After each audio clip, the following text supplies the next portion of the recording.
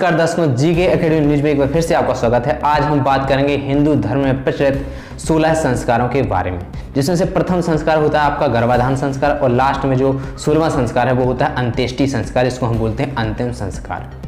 ठीक है, जो आपके स्क्रीन में कुछ ये 16 संस्कार आपको दिख रहे हैं, ये हिंदू धर्म के 16 संस्कार हैं। तो आज जो आपका मेन टॉपिक है, आज का टॉपिक है अंत्येष्टि संस्कार के बारे में चर्चा करना। तो अंत्येष्टि संस्कार जो होता है, जिसको हम हिंदू धर्म में अंतिम संस्कार ही बोलते हैं। पुराने जमाने में जब अपने हिंदू धर्म जब शुरू में चला था, सनातन धर्म जिसको हम बोलते हैं, सबसे पहले सनातन धर्म था, उस समय जो अंत्येष्टि संस्कार था वो 4 प्रकार से मनाया जाता था। पहला था किसी ऊंचे स्थान पर, चोटी पर, पहाड़ पर मृत शरीर को रख देना। उस मृत शरीर को फिर क्या होता था, उस मृत शरीर को कौवे गिद्ध खा लेते थे, उससे पुण्य मिलता था। यह शास्त्र में लिखा है। दूसरा तरीका था संस्कार करने का, अंतिम संस्कार का, किसी नदी या समुद्र में जल प्रवाह कर देना, मृत शरीर का जल प्रवाह करना, जिसका से मगरमच्छ या मछली खाते थे, उससे भी लाभ मिलता था। तीसरा संस्कार था जमीन के नीचे दफना देना, जो आजकल मुस्लिम धर्म कर रहे हैं, मुस्लिम धर्म के लोग। और अंतिम तरीका था अंतिम संस्कार का, लकड़ी से मृत शरीर को जला देना, अग्नि दाह करना। तो ये संस्कार के 16 संस्कार के 4 तरीके थे, जो वर्तमान में आजकल 2 तरीके बचे हैं, 2 तरीके बंद हो चुके हैं, क्योंकि उससे बहुत सारा प्रदूषण होता था। तो जो 2 तरीके हैं, जो मुस्लिम धर्म के लोग हैं वो पहला तरीका अपनाते हैं, जिसको कहते हैं कि मृत शरीर को मिट्टी के नीचे दफनाना, वो आजकल मुसलमान लोग कर रहे हैं। और हिंदू लोग कर रहे हैं अग्नि दाह करना, मृत शरीर को अग्नि से जला देते हैं लकड़ी रख करके। हिंदू धर्म में जो छोटे बच्चे हैं उनकी मृत्यु हो जाए तो उनको भी दफना देते हैं। तो ये 2 तरीके जो हैं वो बचे हुए हैं। तो इनके मतलब हिंदू धर्म में जो 16 संस्कार थे, उनमें से लास्ट जो संस्कार था अंतिम संस्कार, उसके 4 तरीके थे। लेकिन इसके बाद क्या हो रहा है, इसके बाद जो हो रहा है, ये तो हमारे ग्रंथों में लिखा है कि हमारे हिंदू धर्म के ग्रंथों में क्या लिखा है कि 16 संस्कार होते हैं, और लास्ट का जो संस्कार है 16वां, वो कहलाता है अंतिम संस्कार। इसके बाद क्या हो रहा है, इसके बाद हिंदू धर्म के जो ब्राह्मण हैं वो कहते हैं कि जो जब शरीर से आत्मा निकल जाती है, मृत शरीर रहता है, तो उसका क्या है, दफना देते हैं, जला देते हैं। इसके बाद वो क्या करवाते हैं, जो अस्थियां रहती हैं मृत शरीर की, उसको इलाहाबाद की गंगा में विसर्जन करते हैं। और ये भी कहते हैं, उनकी मानता है, ब्राह्मणों की अवधारणा है कि यदि हम विसर्जन नहीं करेंगे, जल प्रवाह नहीं करेगा अग्नि का, तो जो मृत शरीर है उसकी जो आत्मा है वो भटकती रहती है, और शरीर वो जो आत्मा होती है, यदि हमने विसर्जन नहीं किया तो वो घर परिवार में आ जाती है, जिस परिवार से वो मनुष्य की मृत्यु हुई है उस परिवार में आती है, और भूत प्रेत बन करके उस परिवार के लोगों को परेशान करती है। ये अवधारणा है। इसके बाद क्या होता है, उनका ये कहना है कि यदि हम अंतिम संस्कार के बाद अस्थियों को विसर्जन करते हैं इलाहाबाद की नदियों में, गंगा में, तो ऐसा नहीं होगा, जो आत्मा होगी वो तर जाएगी। चलिए ये मान लेते हैं कि ऐसा होता है। लेकिन अब इसके बाद क्या होता है, देखिए इसके बाद जब वह मनुष्य जो उसके परिवार के हैं वो अस्थियां विसर्जन करने चले जाते हैं इलाहाबाद, वहाँ पर जाते हैं।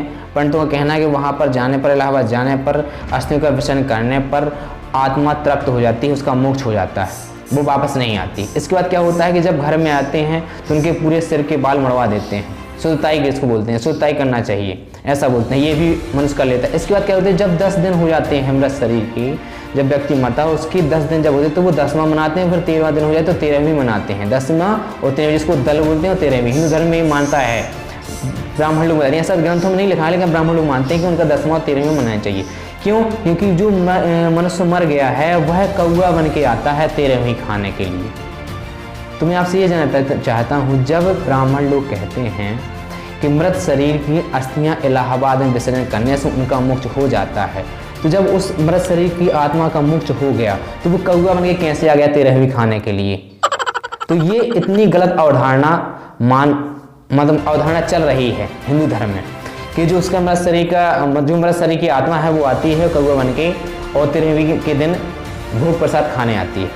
और हम जैसे शिक्षित लोग ये ऐसा मानते हैं, और हम 13वीं मनाते हैं, 10वां दल मनाते हैं, है ना। और उनकी बातों में ये भी मान लेते हैं कि इलाहाबाद जाने से मोक्ष हो जाता है। तो ऐसी 2 अवधारणाएं चल रही हैं।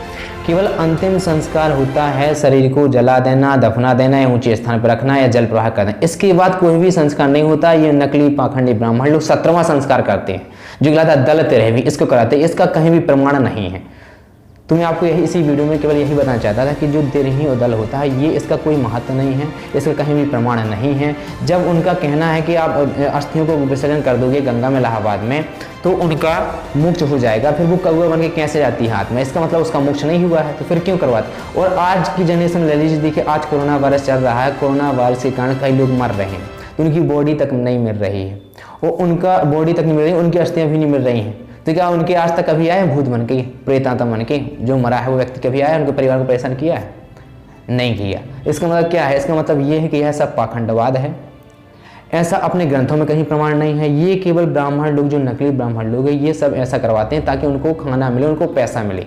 बुद्धल तेरे ही करवाएंगे, आप उनको पैसा दोगे, दान करोगे। ये नकली धर्मगुरु, नकली पाखंडी ज्ञान बता करके ऐसा सब करवाते हैं। मैं आपको अपने चैनल के माध्यम से बस यही बताना चाहता हूँ कि अंतिम संस्कार हिंदू धर्म में 16वां संस्कार है, जिसको बोलते हैं अंत्येष्टि संस्कार, जो 4 तरीके से होता है। दफना दो, या नदी में विसर्जन कर दो, या ऊंचे स्थान में रख दो, या जला दो। इसके बाद कुछ नहीं होता। न 13वीं दल का कहीं भी प्रमाण नहीं है अपने ग्रंथों में। आप केवल क्या है, अस्थि विसर्जन करना चाहते हो तो कहीं भी विसर्जन कर सकते हो जहाँ पर जल प्रवाह हो रहा है, यानी कि आप इलाहाबाद ही जाओ। यदि आपके घर में आसपास में नदी है गाँव में, तो आप वहाँ पर भी विसर्जन कर सकते हो।